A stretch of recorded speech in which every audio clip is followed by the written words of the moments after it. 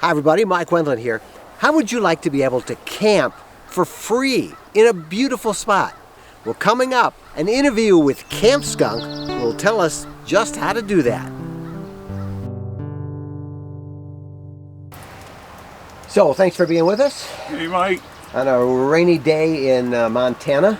Yeah. But a rainy day in Montana is better than any place else. So they need the rain too. Fire season is coming. So we want to talk about free camping. Yeah. You are a master at that. How do you camp for free or next to nothing? You eschew those great big campgrounds with the condominium type campgrounds, the tindominiums with the Class A's surrounded by them. They're not selling what I'm buying anyway, you Yeah. know. So yeah, I stay away from the big campgrounds because you know, the nice thing about my camper is that I can go for long periods without having to plug in or get water and all that stuff. And that's because of solar power, Yes. lithium batteries, wise power management, right? Right, yes. But anyone, I mean, you can go out for a few days in any kind of camper van or RV and use the water and electricity that you have. It's just that, the difference is I don't have to go into town as often, but the principle is the same. The nice thing about free camping is that you're often off on your own. If you like to socialize, you can get a bunch of your friends together out in the wilderness somewhere. But if you like to be off on your own, just enjoying the scenery, it's really nice to be able to use things. The main places I go are National Forest and Bureau of Land Management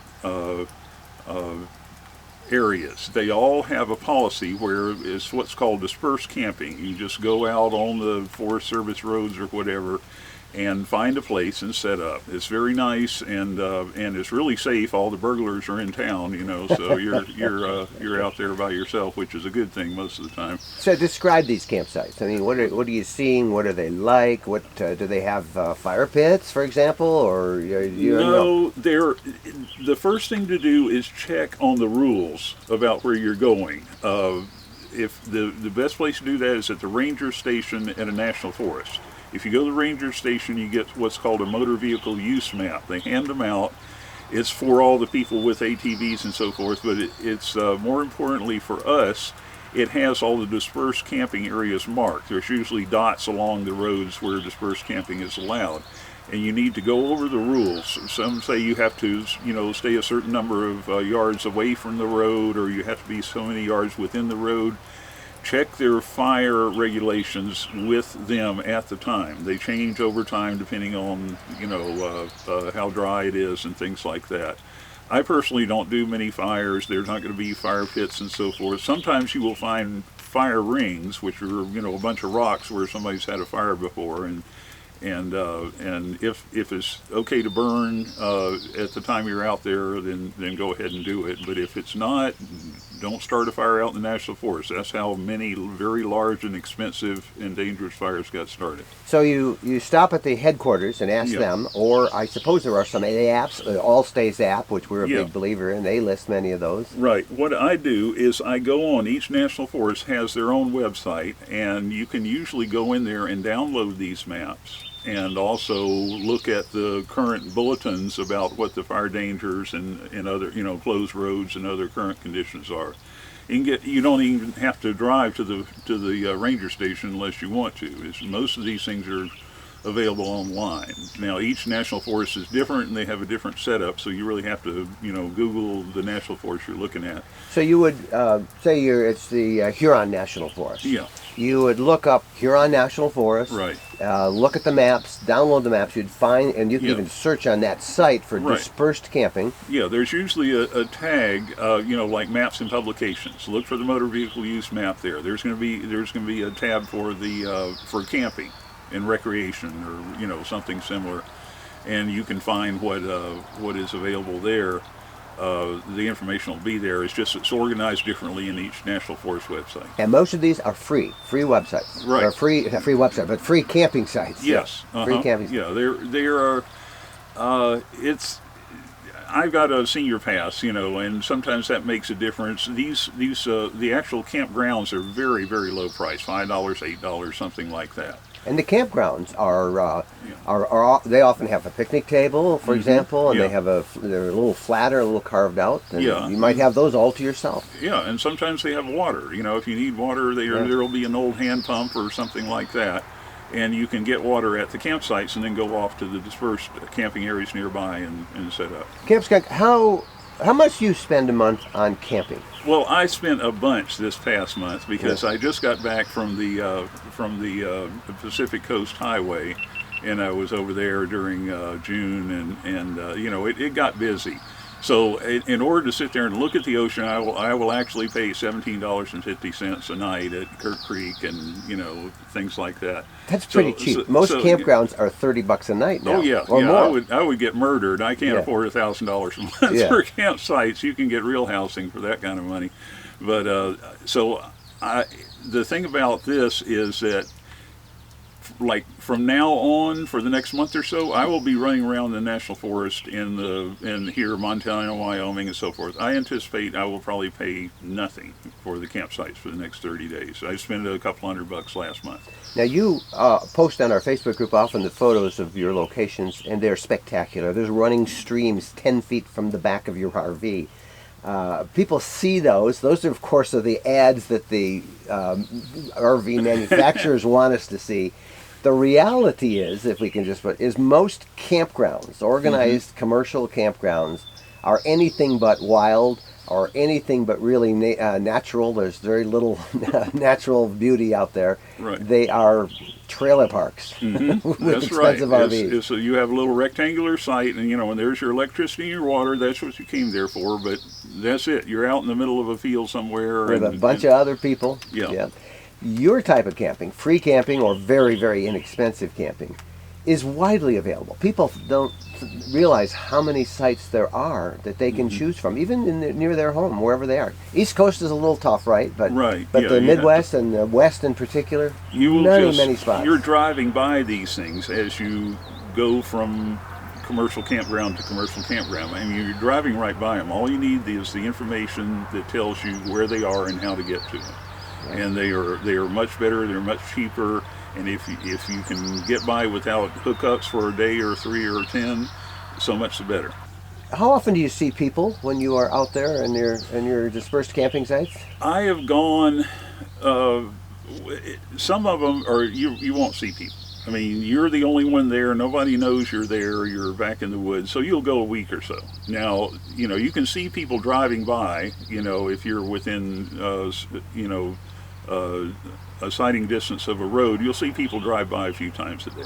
A few times a day. Yeah, you know, somebody may even come over and talk to you. You know, that's a big event out in the wilderness here. But no, you don't. That's the whole purpose. You're getting away from people. You're off on your own, and it's you can be out there. You can get on each other's nerves if you stay out there too long. The two of you, yeah, the two of you. Now the other question that, of course, everybody asks is safety. You mentioned earlier on, you said, well, the burglars are all in town. Right. But people worry about safety, having an emergency out there in the wilderness. Talk about that. Okay, I've been doing this for 8 years, and I've never gotten in a situation where I felt like I was in danger. It's not something.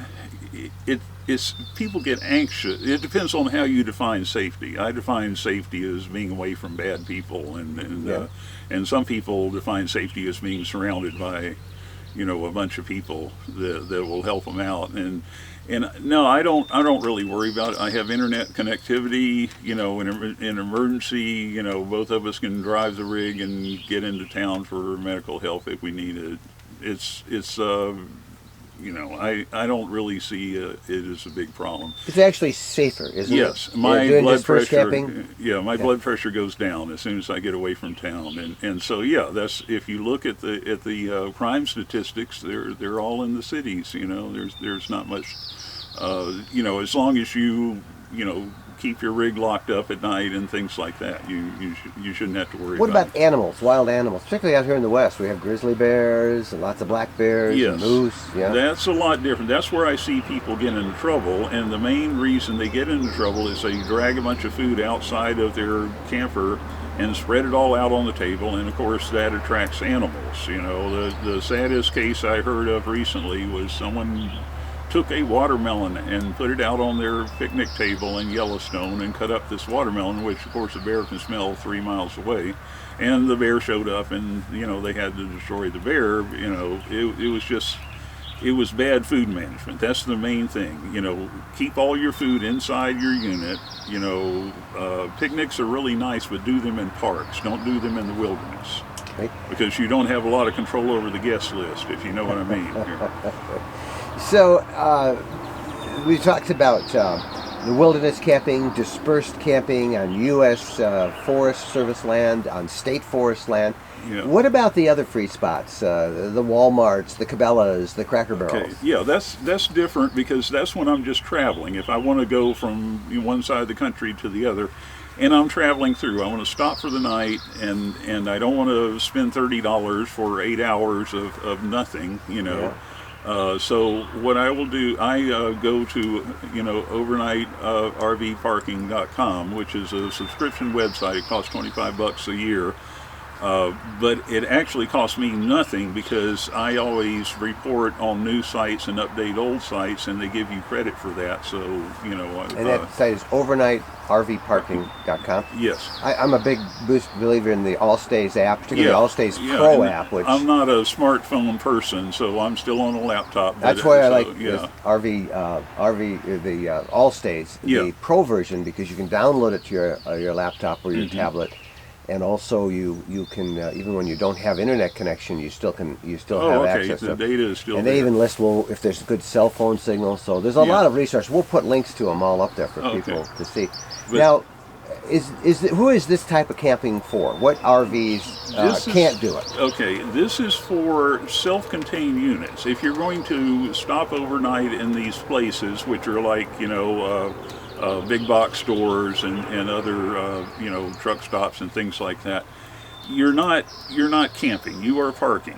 Your unit should, you know, you should be able to sleep in your unit and cook or breakfast or whatever that you're going to do while it is ready to drive away. Now, if you have to go out there and put all these slide outs out and so forth to operate it, you're not going to be particularly welcome in these places, because you're basically camping, you know, instead of So you're basically talking a Class B, Class C. Yes. Maybe a towable that you don't have to put slides out, but the big Class A's with all the slide outs and the levelers and stuff. Those are I have been looking at some really big holes in some asphalt parking lots that they cause. Yeah, those levelers get in there and just tear the whole thing up. Now, what about the dispersed camping? What kind of an RV vehicle is that for, and which ones are not for? When you're out in the wilderness and in these back roads, and I'm in the camper van, so you know, with fairly low clearance and a long wheelbase, so I can creep along a decent dirt road without doing much damage. But you would probably be better off. You know, it's the drivability of your unit. You've got to be able to get to these places. And turn around. Yeah. So Class B. Yeah. Class A. Not probably. A Class C would be okay. Right. And a smaller towable. Yeah, anything that's fairly maneuverable, and you can, you know, you can. If you don't have much trouble getting around town, you'll probably be okay looking. So, back to the cost of all this stuff. When you look at a typical year, or a typical month, even, what does Campskunk pay for camping? Well, when I get stuck in those expensive places, I'll spend $200, maybe $250 a month on campsites. Now you're full time. They all need to know that this is full time for you. That's most of the year, 9 months out of the year, I spend nothing on camping. Nothing. I'm out. See, we're out west now, and you're throwing your money away to spend money on camping out here. Now, last question, and just kind of walk us through. We don't want to necessarily say where you're going to go camping, but you're going to be leaving this little group that we're with here in Montana where we're talking. But how will you find your next spot? Do you have an idea already where you're going to go, or will you just get in the vehicle and drive? I will probably. I will look for the national forest, which you can't avoid out here. Yeah. And, you know, you're driving through them all the time. Everybody wants to go to Yellowstone. They don't realize Yellowstone is surrounded on all four sides by national forests. So I am going to work my way south down to Wyoming and go to the different camping areas. I boondock along the Beartooth Highway up there at 10,000 feet. You know, next month it'll be pretty hot, and I'll be at 10,000 feet laughing at people. You know, I'll be cool. You know, so. And that, you know, we've had you on before. We've talked about your travel, but you travel so it's about 72 degrees year round. You just go up and down the elevation. You might we'll end the interview with you telling how you do that. Well, what I do is I spend the holidays with my family in Florida, and that's my annual visitation and so forth. And then in February and early March, I take off and I'll head out, head west on I-10. I'll go down to South Texas, waiting for things to warm up. By March, it's warm enough in southern New Mexico. You can go up there and it won't freeze overnight in the desert. And as it warms up from there, you know, I either go north up into the mountains, northern New Mexico. By, you know, after Memorial Day, I'm up into Colorado and on north, or I go out to the Pacific Coast Highway and just work my way north there. And then it's just a reverse process. As it cools off in the fall, you go south. And you drop in altitude. Yeah. Well, thank you much. Camping All for right. free with Campskunk. We'll put some pictures of the best of them with our show notes for this episode. And always right. a pleasure to have you on the program. Okay, Mike. Nice talking to you. I hope you enjoyed that interview with Campskunk. It was part of our RV podcast. You can be a part of our podcast. It comes out every Wednesday at rvpodcast.com. If you'd like us to do more of those interviews from our podcast and make video versions like this, please let me know in the comments below. And also do me a big favor and subscribe to our RV lifestyle channels right here on YouTube. I'm Mike Wendland. Thank you for watching. Thank you. Turn it off.